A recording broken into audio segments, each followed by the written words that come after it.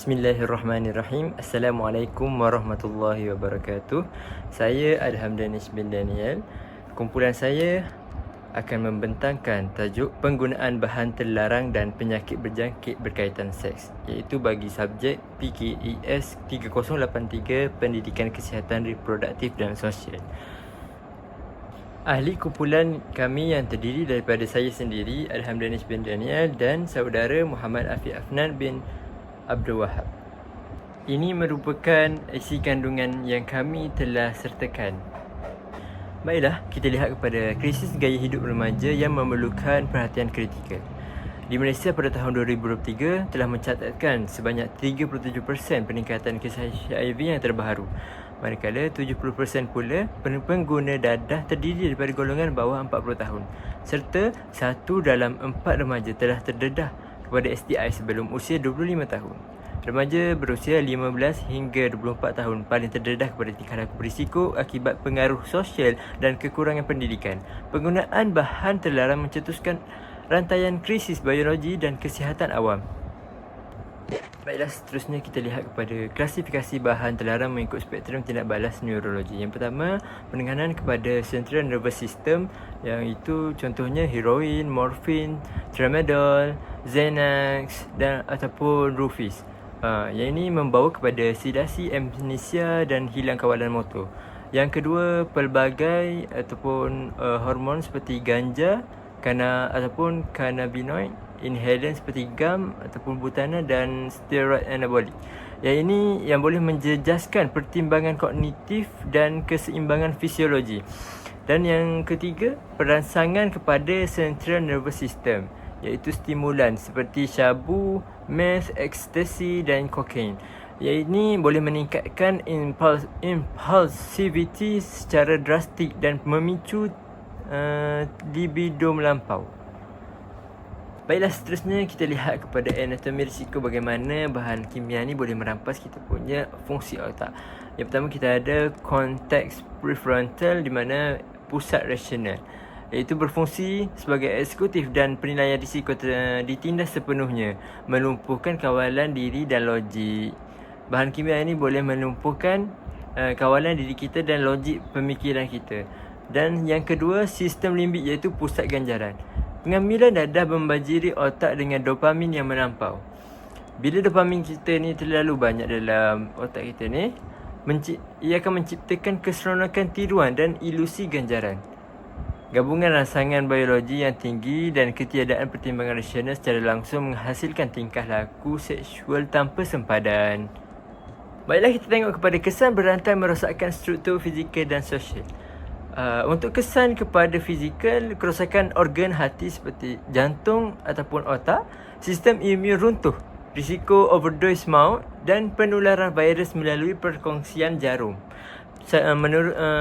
Bagi psikologikal pula, iaitu minda, ketagihan kronik, episod kemurungan teruk, risiko bunuh diri dan psikosis ataupun terutama mengibat penyalahgunaan metamfetamin.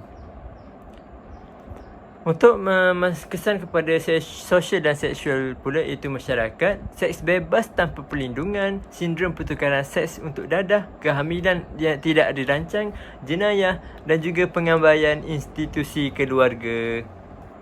Kita bergerak kepada penyakit yang glamour, iaitu Human Immunodeficiency Virus, iaitu HIV sebagai pandemik senyap. Definisi kepada HIV ini, virus yang secara spesifik menyerang dan memusnahkan sel CD4+, yang melumpuhkan benteng pertahanan imun manusia secara progresif. Cara penularannya ialah, yang pertama, hubungan seks tanpa kondom melalui anal dan vaginal. Yang kedua, berkongsi jarum suntikan dadah. Yang ketiga, transmisi ibu kepada anak. Dan yang keempat, permindahan dan pendedahan darah tercemar. Data epidemiologi Malaysia, 107,026 kes kumulatif HIV direkodkan. Sangat membimbangkan, 41% pesakit baru berada dalam lingkungan usia 20 hingga 30 tahun. Kita tengok pula kepada perjalanan bagi jangkitan HIV ini, iaitu tahap-tahapnya. tanpa intervensi ARV. Okey. Di fasa pertama ini adalah jangkitan akut, di mana tempohnya selama 2 hingga 4 minggu. Pesakit mengalami gejala seakan sesama, demam dan pembekakan nodus limfa. Dan pada tahap fasa yang kedua, latensi klinikal, di mana bertahun-tahun. CD4 antara 200 hingga 500 sel. Fasa asimptomatik yang mengelirukan virus kekal aktif menggandakan lebih dari secara tersembunyi. Dan fasa ketiga iaitu sindrom AIDS, peningkatan yang terakhir di mana kegagalan sistem imun secara total. Pesakit mula diserang jangkitan oportunistik bawaan maut seperti tuberkulosis dan radang paru-paru. Okay, bismillahirrahmanirrahim. Seterusnya adalah berkenaan dengan diagnostik penyakit berjangkit seksual, lebih dikenali sebagai STI, iaitu sexually transmitted infection. Yang pertama adalah jenis-jenis STI-nya. Yang pertama adalah sifilis. Patogennya ada banyak jenis STI. Yang pertama sifilis, gonorrhea, HPV, herpes, hepatitis B. Okey, patogennya adalah benda agenda ataupun menyebabkan penyakit tu adalah contohnya bakteria. Untuk sifilis, kalau bakteria, kalau gonorrhea ialah bakteria, kalau HPV virus dan virus sebagainya lah. Simptomnya kalau sifilis asa tidak sakit, yang kalau gonorrhea discah nanah kesakitan, kalau HPV ketuak kelamin, kalau herpes asa yang amat menyakitkan. Sebenarnya komplikasi utama adanya neurosifilis, nama-nama yang berkait lah, infertility, penyakit radang pelvis, kanser cervix, kalau untuk herpes kambuhan kronik dan sebagainya. Seterusnya adalah mengapa penggunaan bahan berkait rapat dengan STI. Yang pertama, kelumpuhan inhibisi, yang itu stimulan dan alkohol mematikan korteks prefrontal, iaitu keputusan impulsif menguasai diri membawa terus kepada amalan seks tanpa perlindungan. Yang kedua adalah pemindahan darah secara direct, secara terus, iaitu budaya berkongsi jarum suntikan, iaitu needle sharing, meminta sepenuhnya pertahanan mukosa badan, menyuntik patogen iaitu HIV ataupun hepatitis B, terus ke dalam aliran darah. Seterusnya, ekonomi dadah berisiko. Desakan biologi akibat withdrawal memaksa pengguna, terutamanya PWID, menukar seks dengan dadah, mewujudkan rangkaian rakan seksual yang luas dan amat berisiko tinggi. Seterusnya adalah rangka kerja intervensi dan pencegahan komprehensif, langkah atau cara nak mencegah daripada berlakunya.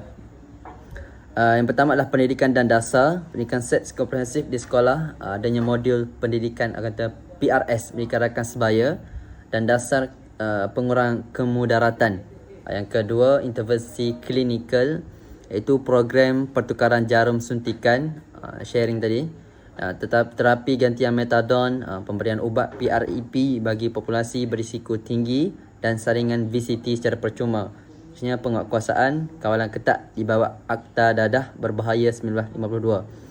Dan terakhirlah sokongan komuniti, iaitu kempen memansuhkan stigma terhadap PHIV, kumpulan mentor belia dan talian hotline counselling 24 jam. Okey, kesimpulan yang pertama adalah fisiologi terjejas, di mana dadah bukan sekadar penyebab hilang pertimbangan moral. Ia secara biokimia memusnahkan kebolehan otak mengawal keinginan dan persepsi risiko. Yang kedua adalah pemacu jangkitan. Tingkah laku berisiko tinggi seperti berkongsi jarum dan seks tanpa perlindungan merupakan perkara yang utama yang mempercepatkan berlakunya pandemik HIV dan STI ini. Yang ketiga adalah reality empirical.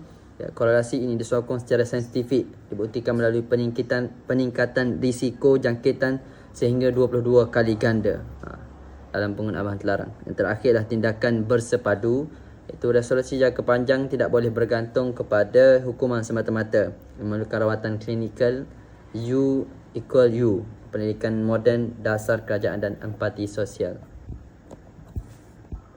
Okey, gaya hidup sihat bukan sekadar satu pilihan peribadi, ia adalah tanggungjawab bermoral kepada diri sendiri, keluarga dan ketahanan sesebuah masyarakat.